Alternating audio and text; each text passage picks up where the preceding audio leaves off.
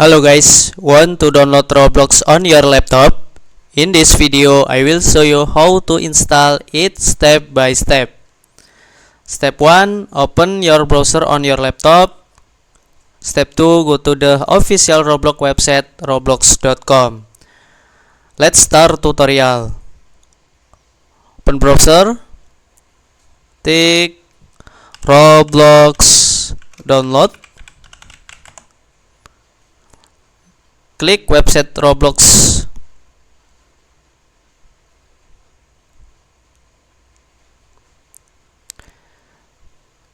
Download Windows app and then save.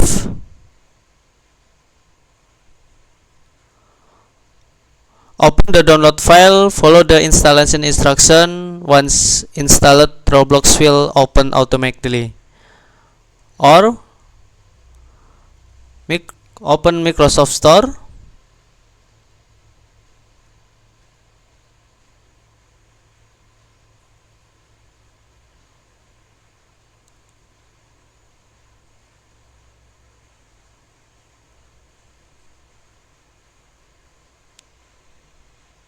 Search Roblox.